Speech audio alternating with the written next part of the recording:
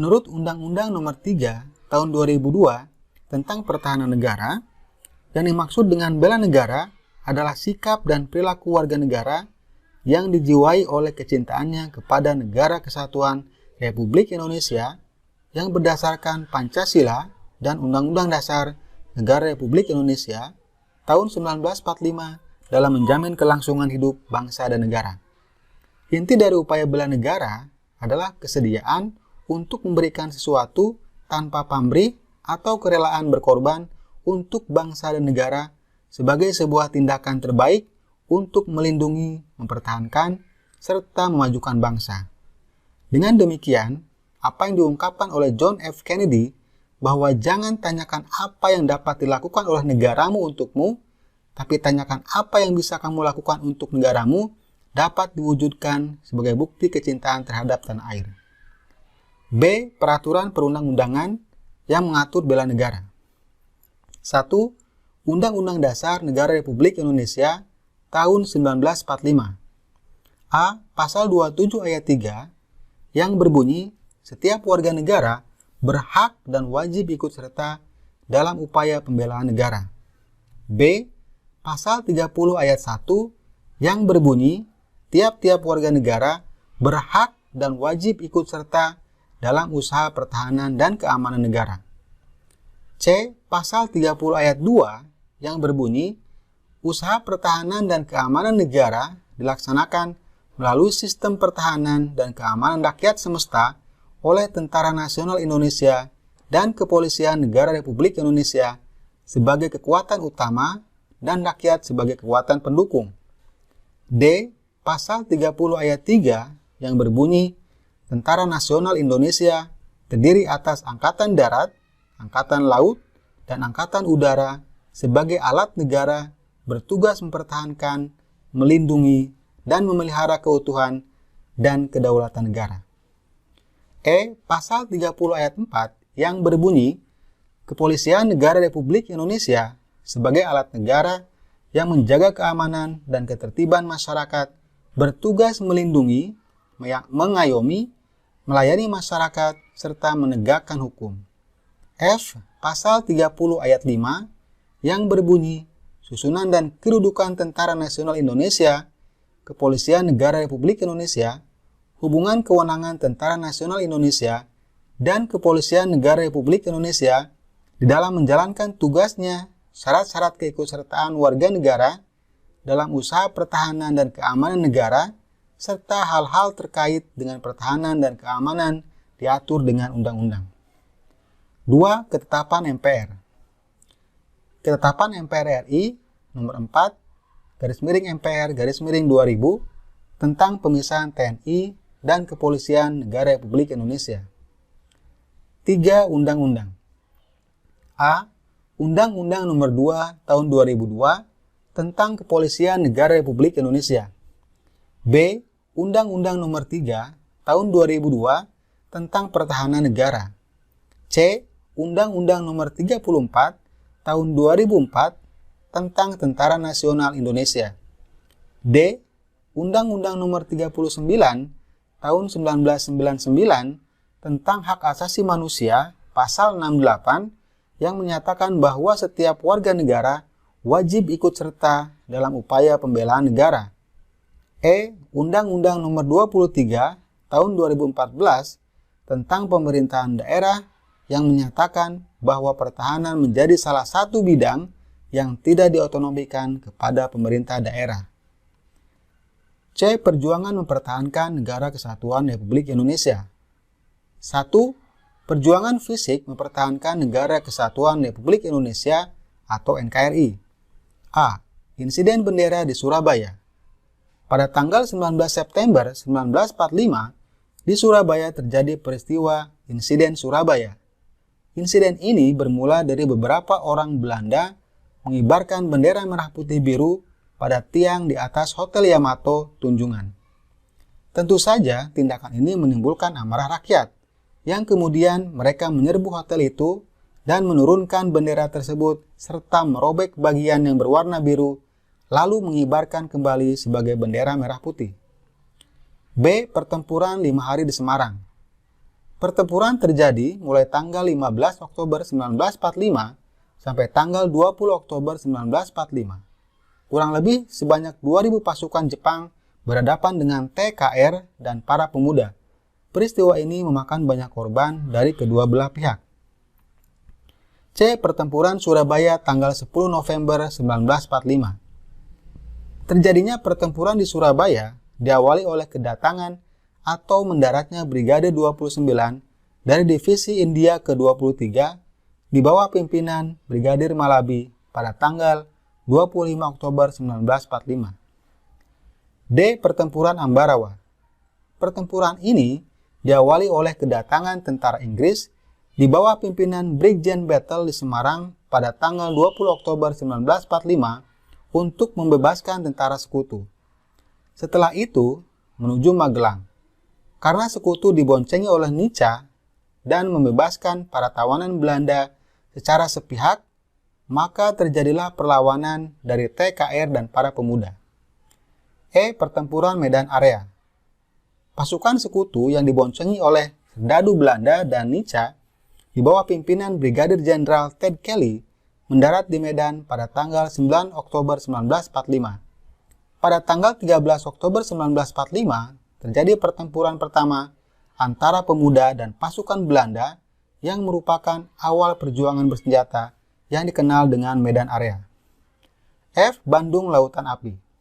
Pada tanggal 21 November 1945, Sekutu mengeluarkan ultimatum pertama agar kota Bandung bagian utara dikosongkan oleh pihak Indonesia selambat-lambatnya tanggal 29 November 1945 dengan alasan untuk menjaga keamanan. Namun, ultimatum tersebut tidak diindahkan oleh para pejuang Republik Indonesia. Oleh karena itu, untuk kedua kalinya, pada tanggal 23 Maret 1946, tentara sekutu kembali mengeluarkan ultimatum supaya Tentara Republik Indonesia atau TRI mengosongkan seluruh kota Bandung. Pemerintah RI di Jakarta memerintahkan supaya TRI mengosongkan Bandung. Tetapi pimpinan TRI di Yogyakarta menginstruksikan supaya Bandung tidak dikosongkan. Akhirnya, dengan berat hati, TRI mengosongkan kota Bandung. Sebelum keluar dari Bandung, pada tanggal 23 Maret 1946, para pejuang RI menyerang markas sekutu dan membumi hanguskan Bandung bagian selatan. Untuk mengenang peristiwa tersebut, Ismail Marzuki mengabadikannya dalam sebuah lagu, yaitu Halo Halo Bandung. G. Pertempuran Margarana. Pada tanggal 2-3 Maret 1946, Belanda mendaratkan pasukannya di Bali. Saat itu, Letnan Kolonel I. Gusti Ngurah Rai sedang mengadakan perjalanan ke Yogyakarta untuk mengadakan konsultasi dengan markas tertinggi TRI Belanda. Sekembalinya dari Yogyakarta, kesatuan resimennya dalam keadaan terpencar. I Gusti Ngurah Rai menggalang kekuatan dan menggempur Belanda pada tanggal 18 November 1945. Karena kekuatan pasukan tidak seimbang dan persenjataan yang kurang lengkap, akhirnya pasukan Ngurah Rai dapat dikalahkan dalam pertempuran puputan di Margarana sebelah utara Tabanan, Bali, hingga I Gusti Ngurah Rai gugur bersama anak buahnya. H. Perlawanan terhadap agresi militer Belanda. Belanda selalu berusaha menguasai Indonesia dengan berbagai cara. Berbagai perundingan yang dilakukan seringkali dilanggar dengan berbagai alasan. Untuk menguasai seluruh wilayah Indonesia, Belanda melancarkan agresi militer sebanyak 2 kali. Agresi militer 1 dilaksanakan pada tanggal 21 Juli 1947 dengan menguasai daerah-daerah yang dikuasai oleh Republik Indonesia di Sumatera, Jawa Barat, Jawa Tengah, dan Jawa Timur. Agresi kembali dilakukan pada 19 Desember 1948 yang diawali dengan serangan terhadap Yogyakarta, ibu kota Indonesia saat itu, serta penangkapan Soekarno, Ahmad Hatta, Syahrir, dan beberapa tokoh lainnya. I. Perang Gerilya. Perlawanan bangsa Indonesia juga menggunakan strategi perang gerilya, yaitu perang dengan berpindah-pindah tempat. Sewaktu-waktu menyerang berbagai posisi tentara Belanda, baik di jalan maupun di markasnya. Salah satu perang gerilya dipimpin oleh Jenderal Sudirman. 2. Perjuangan mempertahankan negara kesatuan Republik Indonesia melalui jalur diplomasi. A. Perjanjian Linggarjati. Perundingan Linggarjati adalah suatu perundingan antara Indonesia dan Belanda di Linggarjati, Jawa Barat pada tanggal 10-15 November 1946 yang menghasilkan persetujuan mengenai status kemerdekaan Indonesia. Hasil perundingan ini ditandatangani di Istana Merdeka Jakarta pada tanggal 15 November 1946 dan ditandatangani secara sah oleh kedua negara pada tanggal 25 Maret 1947. Indonesia diwakili oleh Sultan Syahrir, sedangkan Belanda diwakili oleh tim yang disebut Komisi Jenderal dan dipimpin oleh Wim Sermekhon dengan anggota H.J. van Mook. Hasil perundingan terdiri dari 17 pasal yang antara lain berisi hal-hal berikut. 1. Belanda mengakui secara de facto wilayah Republik Indonesia, yaitu Jawa, Sumatera, dan Madura. 2. Belanda harus meninggalkan wilayah Republik Indonesia paling lambat tanggal 1 Januari 1949. 3. Pihak Belanda dan Indonesia sepakat membentuk Negara Republik Indonesia Serikat atau RIS. 4. Dalam bentuk RIS, Indonesia harus tergabung dalam Commonwealth atau Persemakmuran Indonesia Belanda dengan mahkota negeri Belanda sebagai kepala uni. B. Perjanjian Renville. Perjanjian Renville diambil dari nama sebutan kapal perang milik Amerika Serikat yang dipakai sebagai tempat perundingan antara pemerintah Indonesia dan pihak Belanda dengan komisi 3 negara, yaitu Amerika Serikat, Belgia, dan Australia sebagai perantaranya. Adapun isi perjanjian Renville diantaranya sebagai berikut. 1. Belanda tetap berdaulat sampai terbentuknya Republik Indonesia Serikat atau RIS. 2. Republik Indonesia sejajar kedudukannya dalam Uni Indonesia Belanda. 3. Sebelum Republik Indonesia Serikat terbentuk, Belanda dapat menyerahkan kekuasaannya kepada pemerintah federal sementara. 4. Republik Indonesia menjadi negara bagian dari Republik Indonesia Serikat. 5. Antara 6 bulan sampai 1 tahun akan diselenggarakan pemilihan umum untuk membentuk konstituante RIS. 6. Tentara Indonesia di daerah pendudukan Belanda atau daerah kantong harus dipindahkan ke daerah Republik Indonesia. C. Perundingan Rumroyen. Titik terang dalam sengketa penyelesaian konflik antara pihak Indonesia Belanda terlihat. Hal ini dikarenakan kedua belah pihak bersedia untuk maju ke meja perundingan. Keberhasilan membawa masalah Indonesia Belanda ke meja perundingan tidak terlepas dari inisiatif Komisi PBB untuk Indonesia. Pada tanggal 4 April 1949 dilaksanakan perundingan di Jakarta di bawah pimpinan Merle Cochrane, anggota Komisi Amerika Serikat. Delegasi Republik Indonesia dipimpin oleh Mr. Muhammad Rum.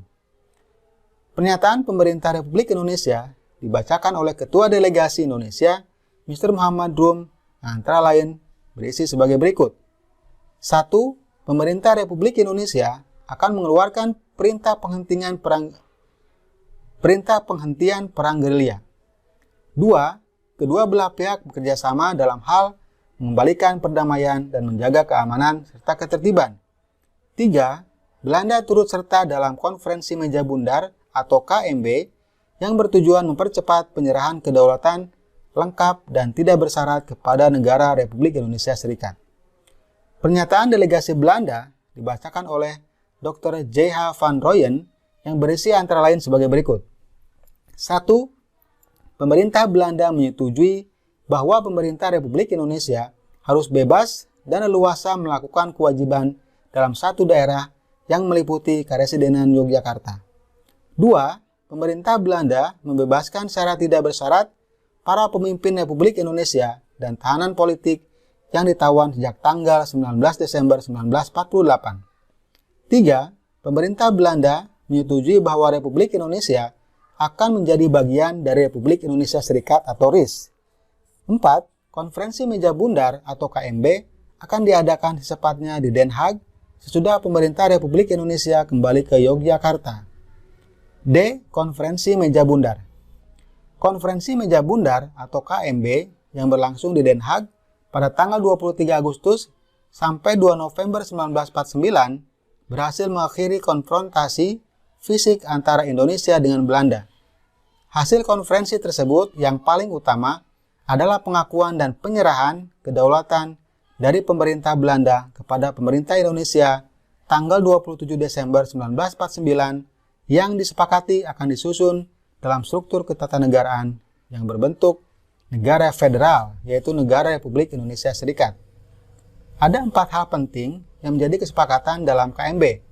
Pertama, pembentukan Uni Belanda Republik Indonesia Serikat yang dipimpin oleh Ratu Belanda secara simbolis.